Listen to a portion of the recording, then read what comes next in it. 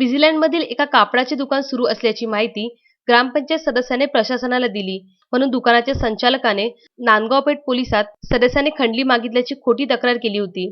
त्या अनुषंगाने ग्रामपंचायत सदस्य बलवीर चव्हाण यांनी नागपूर खंडपीठात याचिका दाखल केल्यानंतर खंडपीठाने पोलिसांना चार्जशीट दाखल न करण्याचे आदेश दिले असून सदर प्रकरण तक्रारदाराच्या अंगलट येण्याची शक्यता आहे.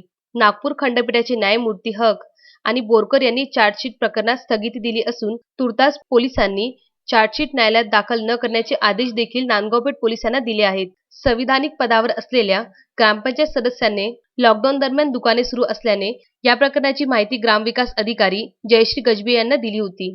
त्या अनुषंगाने गजबी यांनी शहानिशा करून दुकान सुरू असल्याप्रकरणी दुकानाचे संचालक मुकेश जगमालानी यांना 5,000चा दंड ठोठावला होता. परंतु जगमालानी यांनी नांदगाव पेठ पोलिसात ग्रामपंचायत सदस्य बलवीर चव्हाण यांच्या विरोधात 5,000 रुपयाची खंडणी मागितल्याची तक्रार दाखल केली होती.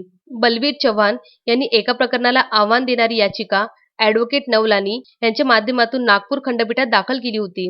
बुधवारी नागपूर खंडपीठाचे न्यायमूर्ती हक आणि बोरकर यांनी सदर प्रकरणी पोलिसांनी चार्जशीट दाखल करण्यावर स्थगिती दिली आहे. मात्र हे प्रकरण तक्रारदार यांच्यावर उलटण्याची शक्यता असल्याचे ॲडव्होकेट नवलानी यांचे म्हणणे आहे.